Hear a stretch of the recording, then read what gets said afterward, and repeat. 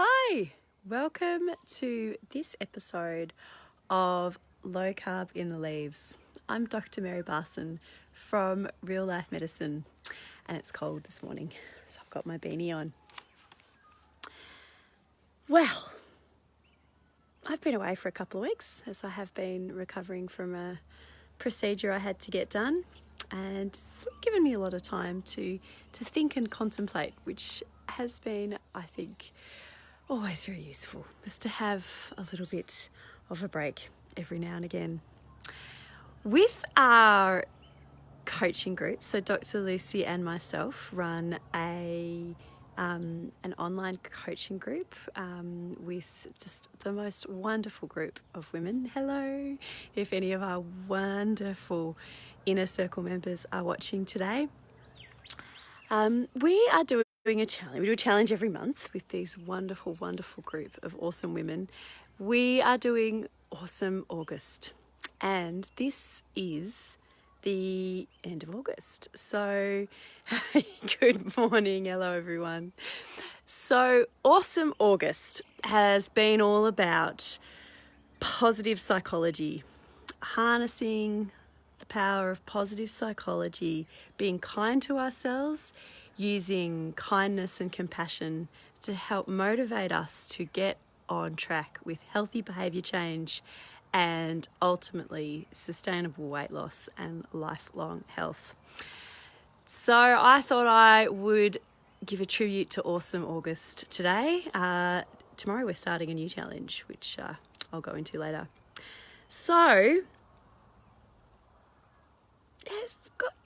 I've read many really pivotal books in my time, and one that was really influential was Viktor Frankl's Man's Search for Meaning.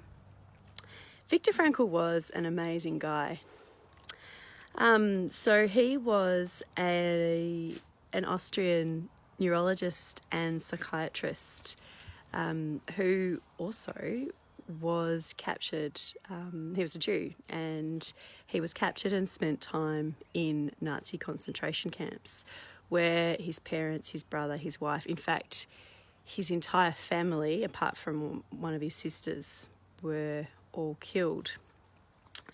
And the extraordinary thing about Viktor Frankl is how he managed to overcome his suffering. So he was placed in an unspeakable environment where he had absolutely no control at all over his circumstances, over his environment. His environment was completely controlled for him.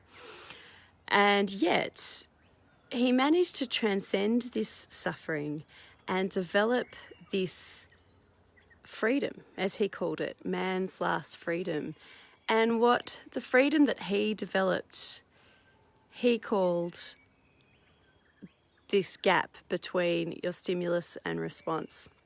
And so he was in this horrible circumstances where horrible things were happening to him that he couldn't control.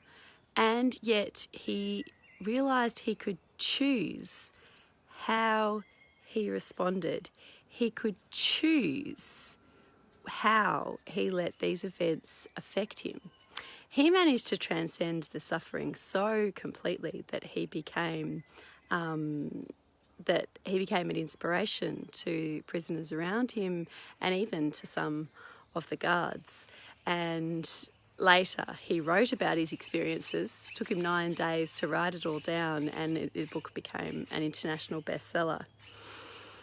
Now, this is incredibly profound. I remember reading this, and just this whole paradigm shift was changing within my life. And obviously my suffering is absolutely nothing like the suffering that he has gone through. Very few people could say that they have gone through that level of suffering. But whatever happens to you, whatever happens, you still get to choose. You get to choose your response. And as he said, between stimulus and response, there is a gap.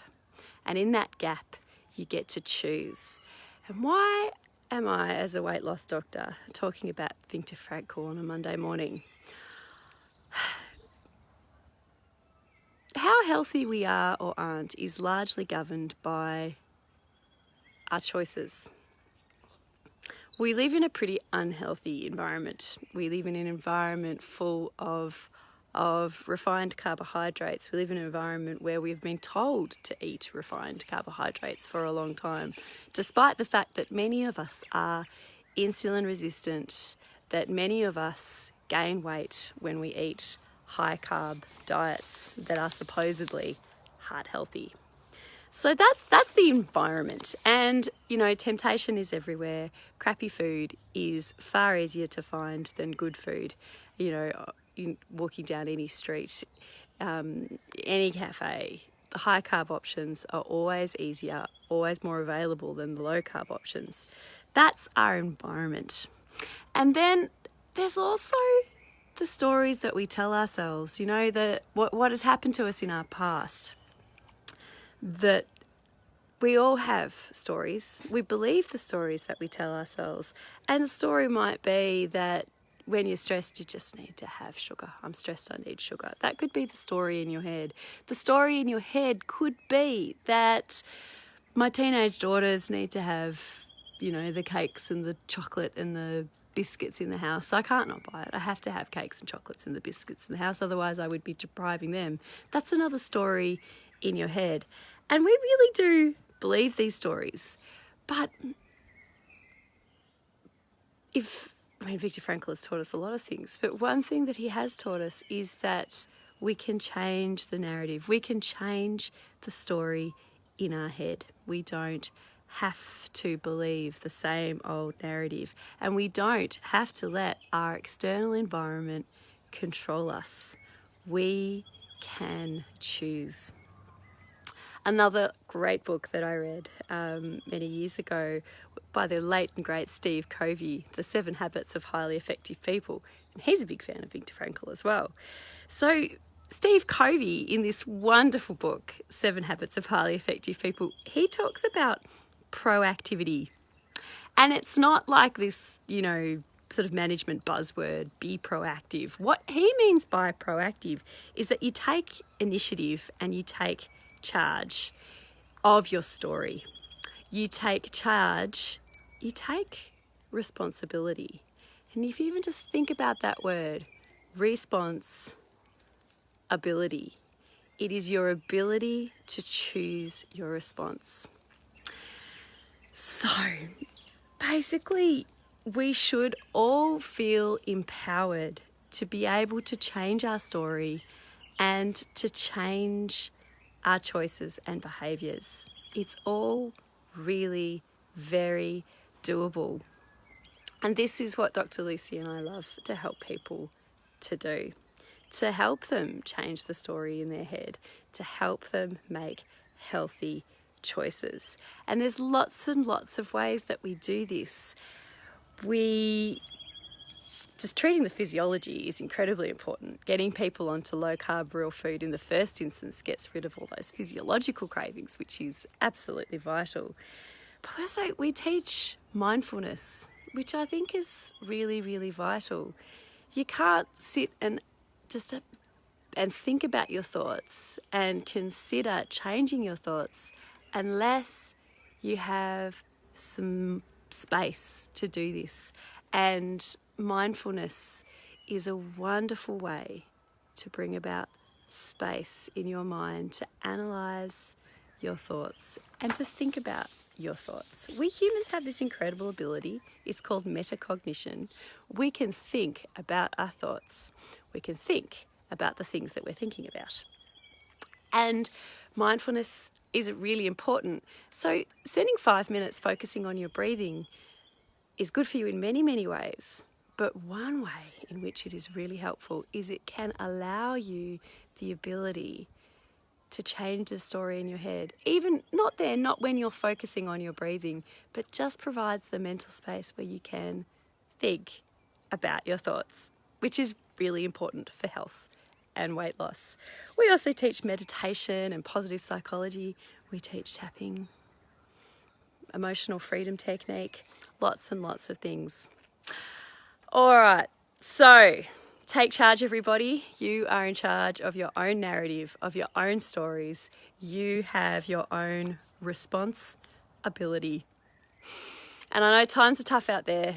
There's a lot going on in our external environment, but you can choose to be kind to yourselves and you can choose to be healthy.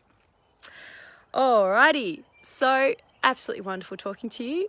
We've got some exciting things coming up in real life medicine. We're going to be, I think I can tell you that we've got an exciting challenge coming up that's going to be open to everyone, and I can't wait to talk to you more about that.